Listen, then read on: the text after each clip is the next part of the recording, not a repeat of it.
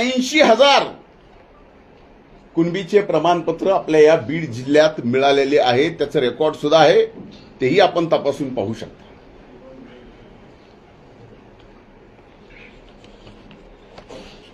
मंत्री म्हणून मला ज्यावेळेस त्यांचं उपोषण सोडायला लावलं मनोज जरांगेंचं, त्यावेळेस माझ्या हाताने त्यांनी एकदा उपोषण पण सोडले आहे.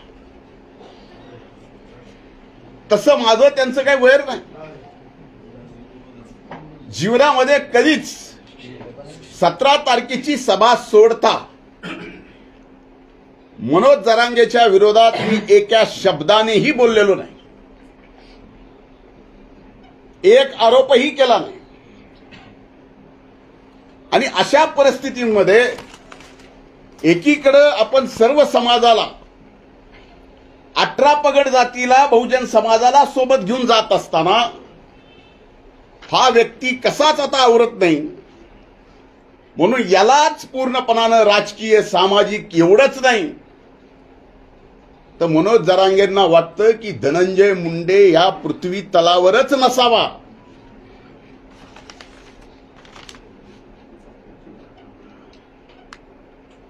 यासाठी ही धडपड आहे. मी 17 तारखेच्या सभेत सुद्धा त्यांना 2च प्रश्न विचारले होते.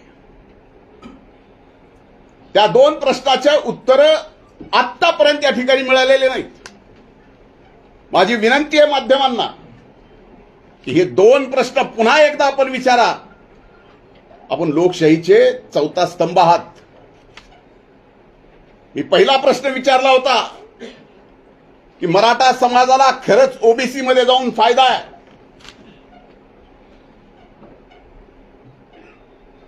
का ईडब्ल्यूएस मध्ये जाऊन फायदा आहे,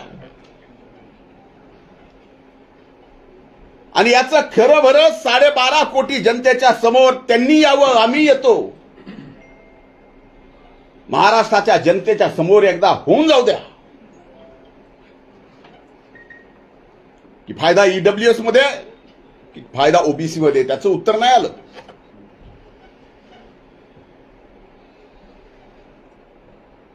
आणि दुसरी विनंती केली होती,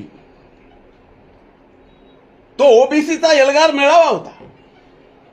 ओबीसीच्या आरक्षणाला धक्का लागणार नाही यासाठी होता. आणि त्यात मी विनंती केली होती की छत्रपती शिवाजी महाराजांनी स्वराज्यामध्ये त्या काळात जो गावगाडा उभा करून दिलेला, जे गावकुस घालून दिलेलं आहे, आज मागच्या 2 वर्षापासून ते बिघडलंय. एका जातीचा मित्र दुसऱ्या जातीचा हे मित्र आता मित्र राहिले नाहीत. 2 सख्खे भाऊ एका मायबापाचे लेकरं जर विचार बदलले आणि एक जरांगेच्या विचाराचा असला तर त्या सख्ख्या भावाला सुद्धा सख्खा मानत नाही, अशी वाईट परिस्थिती या महाराष्ट्रात. शिवशाहू फुले आंबेडकरांच्या या महाराष्ट्रात, या पुरोगामी महाराष्ट्रात हे वातावरण कुणी तयार केलं. आणि त्या सभेत मी बोललो होतो की आता हे आपल्याला सर्वांना एकत्रित येऊन गावागावातला निर्माण झालेला सामाजिक तडा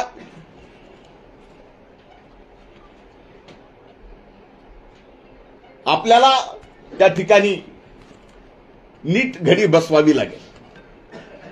मला आजही आठवतं की या बीड जिल्ह्यामध्ये एका फोनवरून एका लोकप्रतिनिधीला एक जणांनी फोन केला आणि त्या लोकप्रतिनिधींनी सांगितलं की याला काय ग्रामपंचायतीला निवडून आलेत का जरांगे. त्यावेळेस ज्यांची ज्यांची घरं जाळली ती घरं मराठा समाजाची जाळली, ओबीसी मधल्या अनेक जणांची घरे जाळली. ही प्रवृत्ती कुणाची आहे? हे पिल्लावळ जे आता तयार झाले घर जाळण्यासाठी, कुणालाही संपवण्यासाठी, हे कुणाचे आहे? आम्ही तर असं केलं नाही. जर आम्हाला कुणी शिव्या जरी दिल्या तरी आम्ही गप्प बसू. अरे माझे तर उदाहरण माझे सहकारी सांगतील, तलवारीनं मला मारायला आलेले ज्यावेळेस लक्षात आलं, दुसऱ्या दिवशी माझ्या घरी आले, मी त्यांची गळाभेट करून बसून त्यांना चहा पाजला. एवढे असंख्य उदाहरण आहेत. आणि आज मात्र जरांगेंनी माझ्या एकाच प्रश्नाचं उत्तर द्यावं, कधी आहे तुमची तयारी? ईडब्ल्यूएस मध्ये जास्त आरक्षण मिळतं का ओबीसी मध्ये जास्त आरक्षण मिळतं? तारीख तुम्ही सांगा, जागा तुम्ही सांगा. अख्खा महाराष्ट्र बघेल आणि एकदा दाखवून देऊ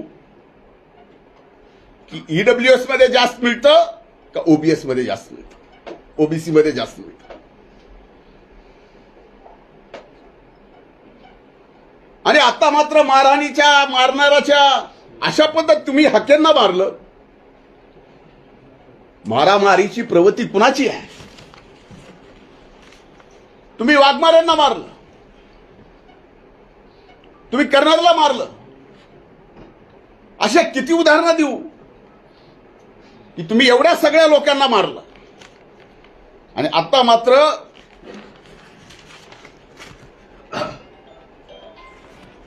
काही लोक मला भेटले, मी कट केला, मी त्याच्या पाठीमागे, माझ्या जीवाला धोका आहे. आता इथं परळीची मायबाप जनता सुद्धा बसलेली आहे.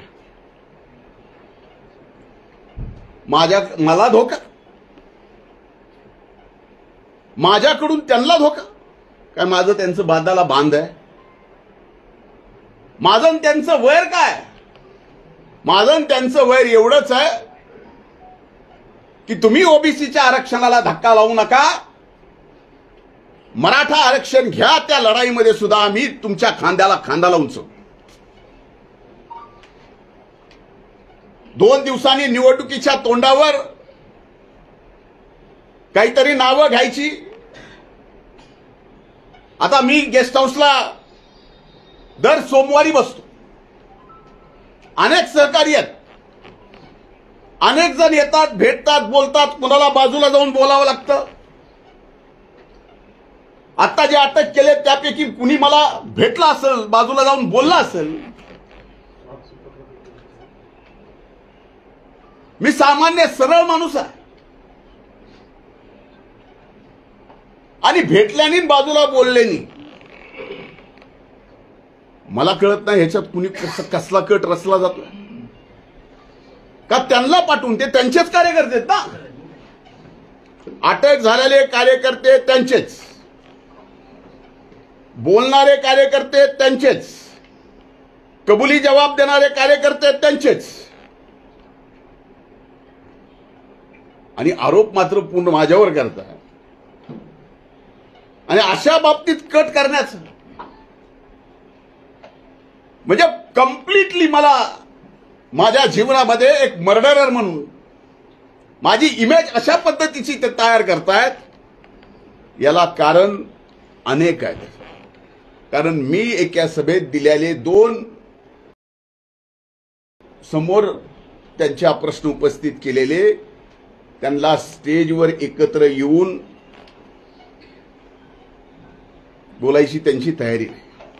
माझं तर म्हणणं आहे की या प्रकरणामध्ये आता महाराष्ट्र पोलिसांनी, म्हणून जरांगेंना धमकी आहे, मी त्यांना काही करायचा प्रयत्न करतोय, असं जर चाललं असेल तर माझी आजच्या या माध्यमातून, तुमच्या सर्वांच्या माध्यमातून मागणी आहे की या सर्व प्रकरणाची चौकशी ही आता महाराष्ट्र शासनानं नाही तर सीबीआयनीच केली पाहिजे. आणि याच्या पलीकडे जाऊन सांगतो, तर माझ्या मनात जरी असं पाप आलं असेल, कुणाला मारायचं, कुणाला थापड मारायची, की आणखीन कुणाला काही करायचं, तर माझी ब्रेन मॅपिंग करा. माझ्या ब्रेन मॅपिंग सोबत जरांगेची करा, जे आता आरोपी पकडलेत त्यांचीही करा, आणि ब्रेन मॅपिंग सोबत नार्को टेस्ट सुद्धा करा. कोर्टाची अडचण येत असेल तर मी स्वतः वकील लावून आरोपीची, जरांगेची आणि माझी कोर्टाकडून परवानगी घेऊन या ठिकाणी ब्रेन मॅपिंग आणि नार्कोची टेस्ट एकदा करू, म्हणजे लक्षात येईल खरं काय खोटं काय. उठायचं आणि एखाद्याला बदनाम करायचं आणि यांचं बोलणं मुख्यमंत्र्याची आयमाय काढायची, भुजबळांची आयमाय काढायची. आमची तर जपच आहे. पंकजा ताईला काय नाही ते बोलायचं. घरात इंग्रज आले होते का? ही बोलायची पद्धत आहे का पुरुषांची?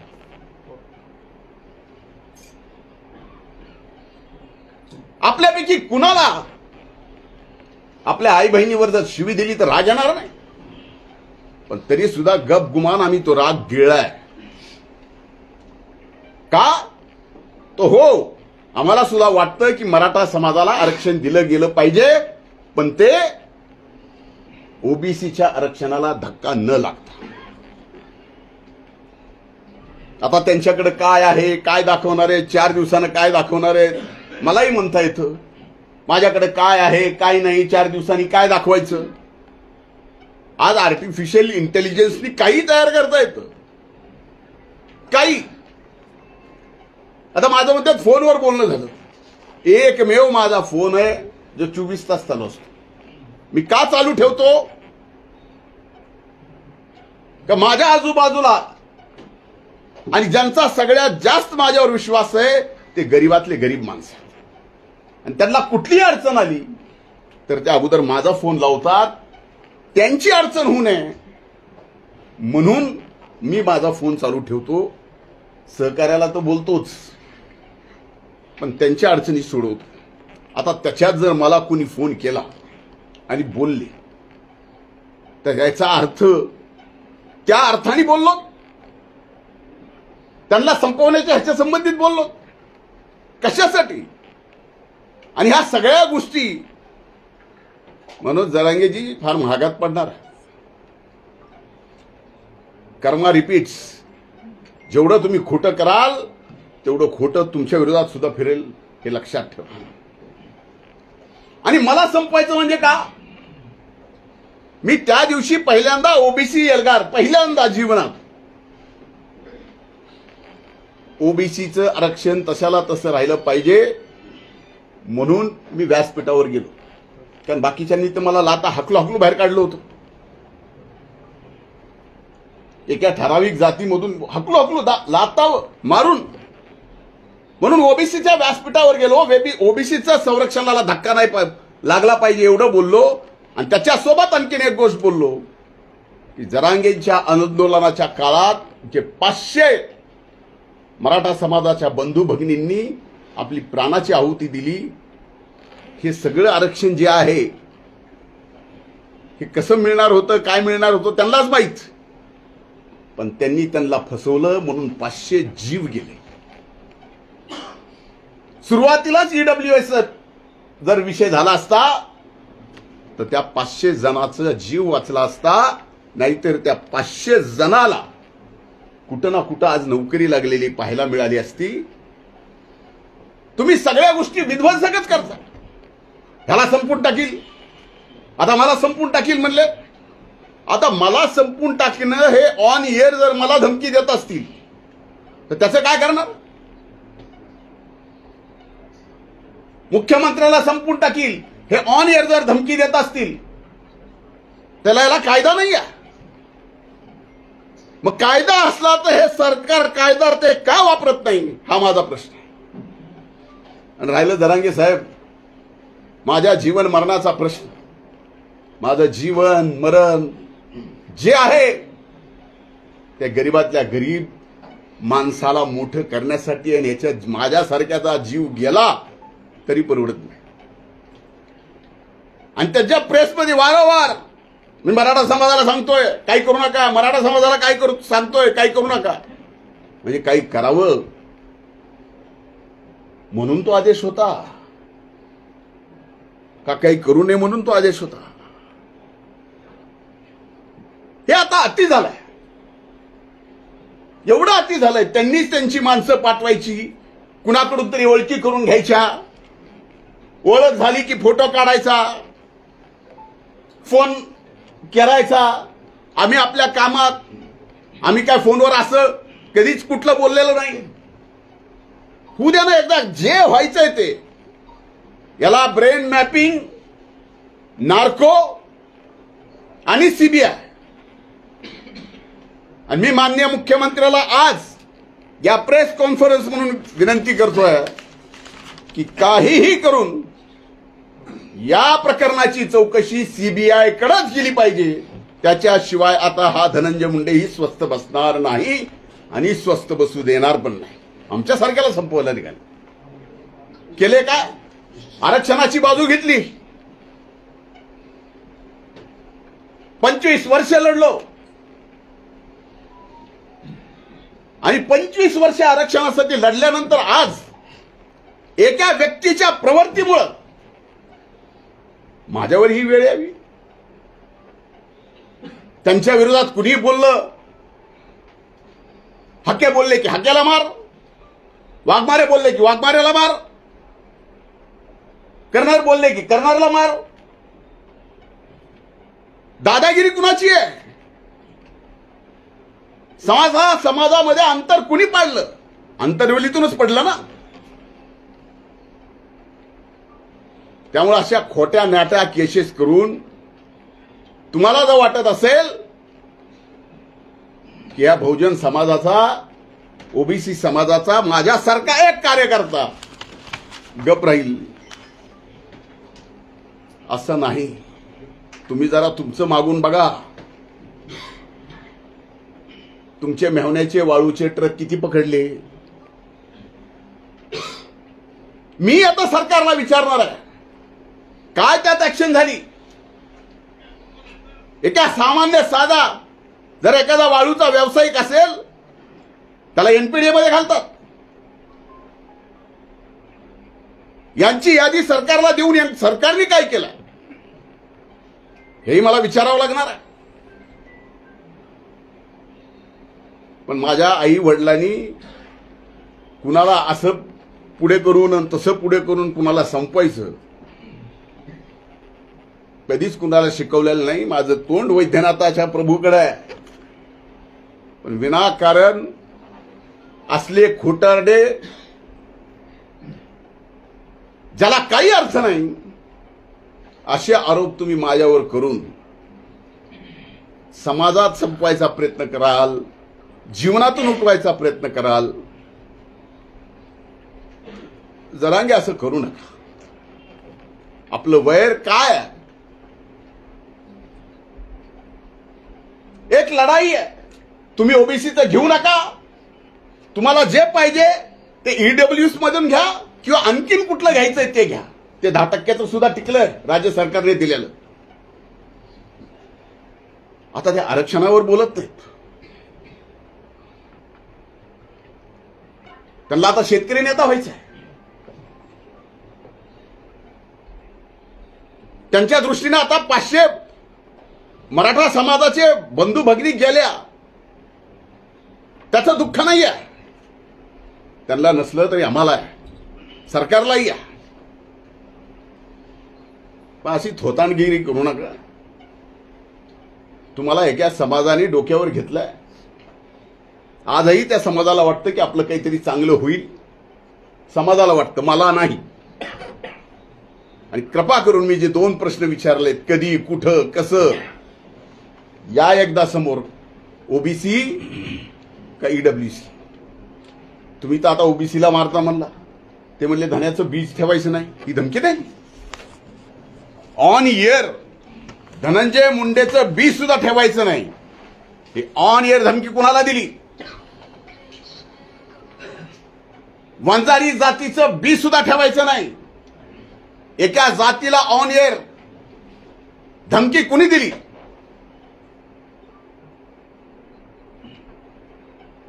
ओबीसीचे सगळे बीला बी या महाराष्ट्रातून उपटून टाका. धमकी कुणी दिली? जरांगे, जर सगळंच अधिकार तुमच्याकडे आहेत आणि सरकार जर तुमचंच ऐकत असेल तर या अख्ख्या ओबीसी समाजाला गोळ्या घाला आणि महाराष्ट्रातून संपून टाका ना.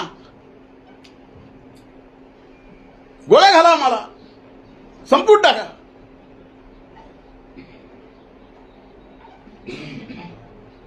आज सगळ्या यंत्रणा जर तुमच्या म्हणण्यावर चालत असतील तर हेही काही सोपं नाहीत. आम्हाला संपून टाका,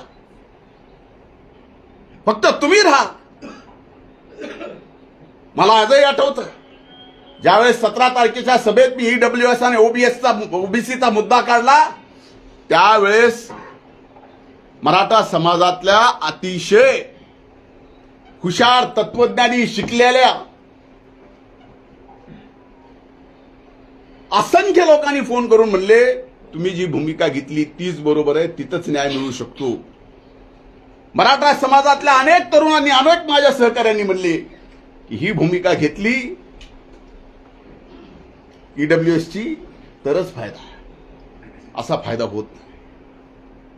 मग एकीकडे आम्ही सुद्धा इतर समाजाचे असून मराठा समाजासाठी लढलोत, आणि आज जर कुठं काय मिळत असेल आणि ते मिळत असतील आणि ओबीसीच्या आरक्षणाला धक्का न लागता मिळत असेल तर द्यायला काय अडचण आहे. रोज उठलं की एक धरायचा, त्याला हाणायचं ह्याच्या आईला आणि त्याच्या आईला. अरे म्हणजे आमच्या सगळ्यांच्या आया बहिणी फक्त त्यांना शिव्या द्यायला ठेवल्यात. ऑन एअर काही बोलायचं आणि ऑन एअर बोललेलं त्याची साधी एनसी सुद्धा जर सरकार घेत नसेल. म्हणून माझी विनंती की हे प्रकरण सीबीआय कडेच गेलं पाहिजे, आणि या प्रकरणामध्ये जे असतील त्यांच्या सगळ्यांची माझ्यावर आरोप केला ना, माझ्या सहित ब्रेन मॅपिंग आणि नार्को टेस्ट करा, आणि एकदा महाराष्ट्राच्या 12.5 कोटी जनतेला कळू द्या. विनाकारण एकदा एखादी 15 मिनिटाची प्रेस घेऊन एखाद्या व्यक्तीचं 30 वर्षाचं संबंध राजकीय आणि सामाजिक काम तुम्ही संपवायला निघाला असाल, आता जनता सुद्धा दूधखोळी राहिलेली नाही. तुमचंही काय चाललंय काय नाही, बुडाखाली काय चाललंय, कुठून काय चाललंय, कसं काय चाललंय. आम्ही 5 वर्ष विरोधी पक्ष नेते होतो, आम्हालाही बऱ्याचशा गोष्टी असं काही कारण नाही समजायला की आमच्याकडे नाही. आम्ही शांत आहे. आम्हाला समर्थ समाज एकत्र करायचा आहे. पुन्हा या महाराष्ट्रात शिवछत्रपती शिवाजी महाराजांचा तो गावकूस उभा करायचा आहे. म्हणून आम्ही दम धरलेला आहे. मला एवढंच बोलायचं होतं. माझं निवेदन संपलंय. धन्यवाद. भाऊ, यामध्ये त्यांनी वेगवेगळे आरोप केले. तर काही लोक नेमून गाडीमध्ये रेकॉर्डिंग करणं किंवा गाडीचं लोकेशन ट्रेस करणं असे देखील प्रकार केले जातात, असं देखील त्यांनी आरोप केला. आता मला सांगा की कुणाच्या गाडीचं लोकेशन ट्रेस करणं मला बंद पडलंय. मला काय बंद आहे कुणाच्या गाडीचं लोकेशन ट्रेस करायचं? आणि माझं काही तेच काम आहे. ह्याला आरोप मानतात ही थोतांडगिरी आहे. मी कुणाच्या तरी गाडीत मोबाईल टाकतो. अरे एवढे मोबाईल आहेत होय माझ्याकडेच का मोबाईलची फॅक्टरी आहे? अर्थहीन बोलायचं, माध्यमांनी घ्यायचं, चालवायचं, टीआरपी मिळते. आता माझ्या प्रश्न आणखीन मिळेल. कुणाला सोडलं तुम्ही? कुणालाच नाही.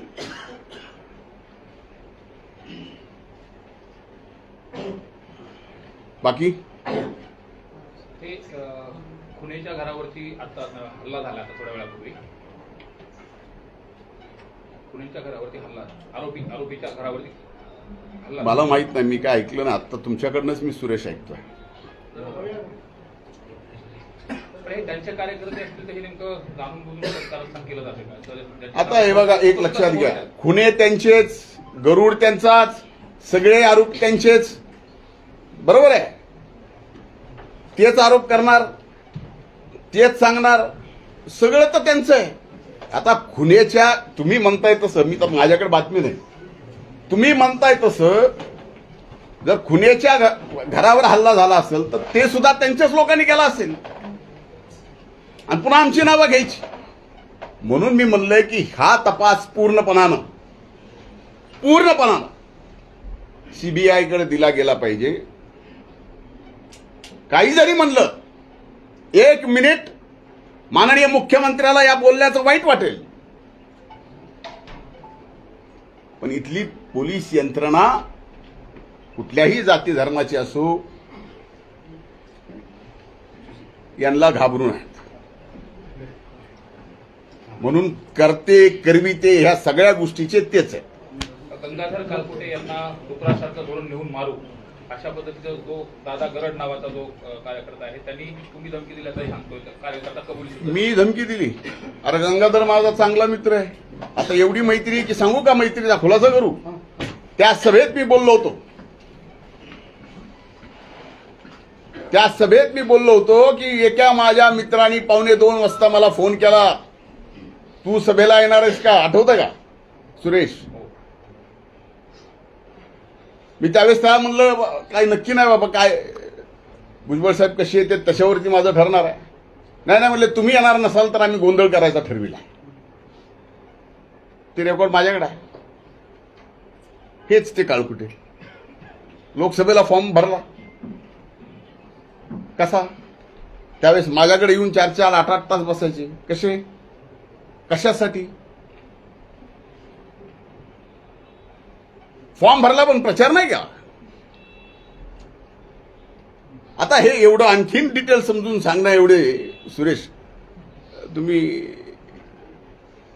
स्थानिक स्वराज्य संस्थांची आता आचारसंहिता लागली, नगरपालिकेची आचारसंहिता लागली आणि त्यानंतरच हा सगळा प्रकार.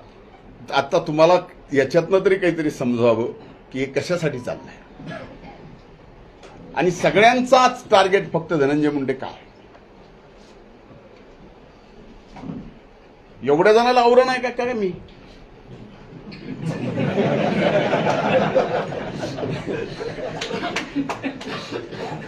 कमाल आहे. आता मला त्या दिवशीच्या सभेत मी इथे ईडब्ल्यूएस ओबीसीचा मुद्दा काढला, त्याच्यामुळे राग आला का? चष्मा पाठवला नाही त्याच्यामुळे राग आला? मला माहितच नाही. साहेब, त्यांनी जरांगे यांनी 2 आरोपींना भेटल्यावरचा आरोप केला होता. त्यांनी आणखी एक आरोप केला की तुम्ही त्या आरोपींची संभाजीनगरला 2 तासभर वाट पाहत होता. हे खोट आहे. कशाला कुणाची वाट बघू? मुख्यमंत्री व मंत्रिमंडळातील जे मंत्री आहेत त्यांना सुद्धा तुमच्यापासून धोका आहे असा आरोप तुमच्यावर केला. माझ्यापासून सगळ्या पृथ्वी तलाला धोका असेल तुम्ही समजा. मी काय कोविड व्हायरस झालो का काय अचानक? काय चाललंय? हे आरोप आहेत. म्हणजे काही मंत्र्यांना सुद्धा माझ्यापासून धोका? अजब आहे. साहेब, आता या प्रकरणी तुम्ही काही मानवाचा दावा काही करणार आहात का जरांगे पाटलांना? मी वकिलांशी चर्चा करून त्या निर्णय करणार आहे. मनोज जरांगे त्यांची गावठी भाषा किंवा गावाकडची भाषा या नावाखाली मुख्यमंत्री असतील, मंत्रिमंडळातील सदस्य असतील, तुम्ही असाल किंवा इतर कोणी त्यांना घालून पाडून शिवराळ शब्दात बोलतात, तरी पण त्यांच्यावर आजपर्यंत कधीही कारवाई केली गेली नाही. त्यांना स्पेशल व्हीआयपी ट्रीटमेंट सरकार देतंय का? मी तेच तुम्ही प्रश्न उपस्थित करायच्या अगोदरच हे विषय बोललोय. मी स्वतःच प्रश्न विचारलाय की ऑन एअर जर ते मान्यवर कॉन्स्टिट्युशनल पोस्टच्या तिथं बसलेल्या मुख्यमंत्र्यापासून उपमुख्यमंत्र्यापासून मंत्र्यापासून आमच्या सगळ्यापर्यंत कुणाची आयमाय काढायची ऑन एअर आणि त्यात सरकार काय करणार नाही?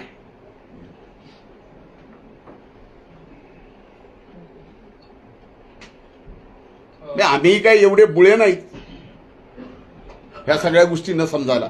मंत्रालयामध्ये 75% हे वंजारा समाजाचे अधिकारी चांगले आहेत, पण 25% अधिकारी हे तुमच्या ऐकण्याचे आहेत असा जरांगे पाटलांचा. बरं, 75%ला तरी चांगले म्हणले, त्यांचे त्याबद्दल आभार.